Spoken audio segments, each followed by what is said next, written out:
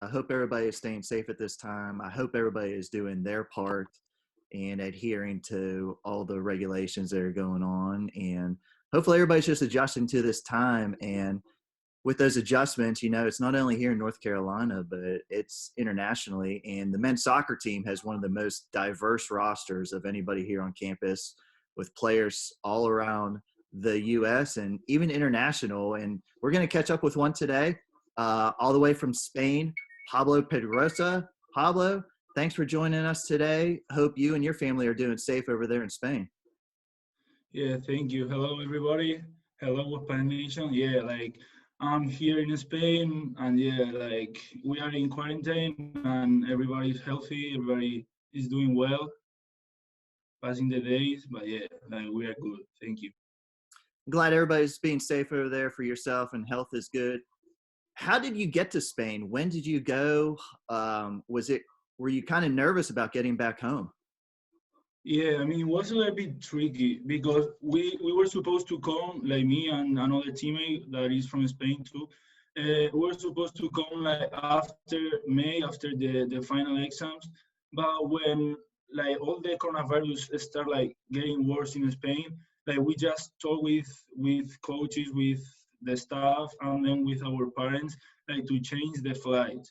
And yeah, it was a little bit difficult because I came on Monday, the 22nd of March, and I think was one of the last planes or flights from the US to Spain, because the things were already so bad in Spain. So I took the last, I think one of the last planes, and was crew of students, young students that wanted to come back to Spain.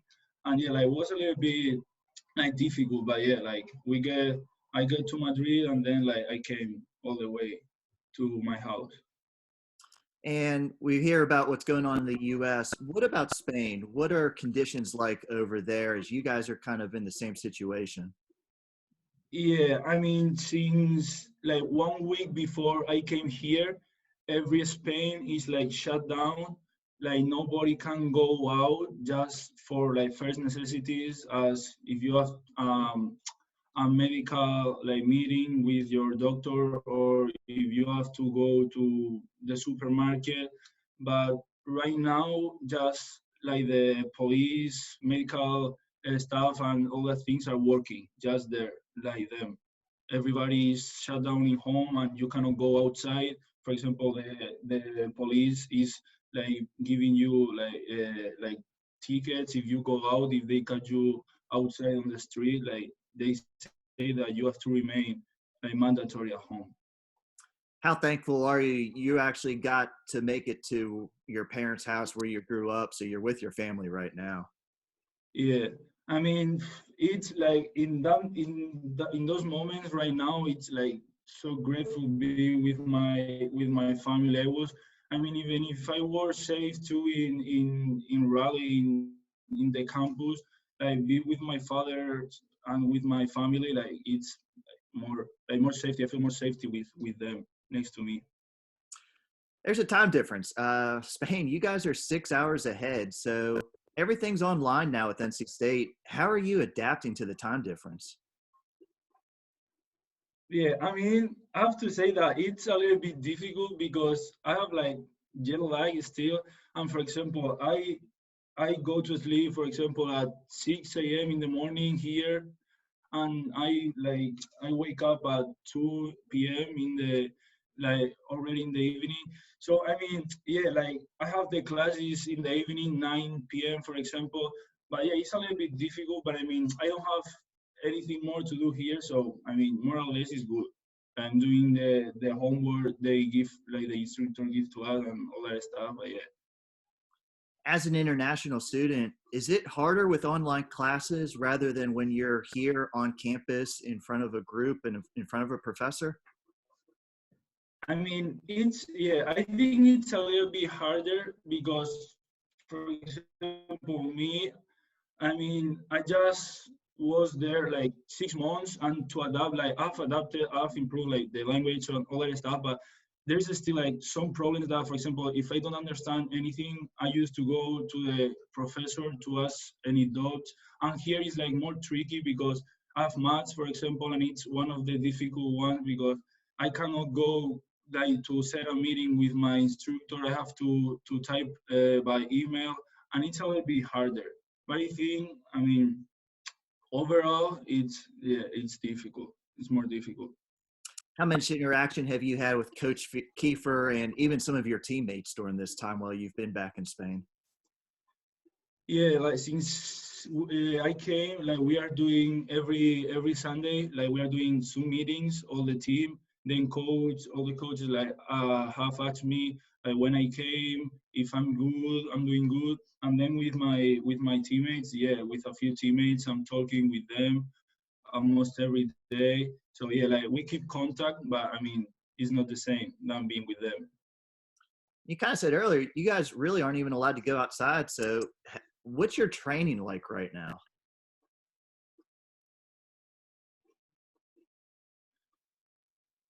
Yeah, I mean, I use like everything. For example, I can go to I mean, I live in a flat, so I live in the fourth floor. So I go outside to the like stairs and like I just run upstairs, downstairs, like during 15, 20 minutes. Then the strength coach has sent to us some workouts. I do the workouts in my like in the kitchen where I have more space with some balls or any stuff that I have. So yeah, I mean as I can. And over in the U.S. here, we heard a lot about spring sports being canceled, winter sports, but the men's soccer team, you guys were actually having your spring practices. You even had a game. How were the spring practices going? And especially for you coming off of your freshman season?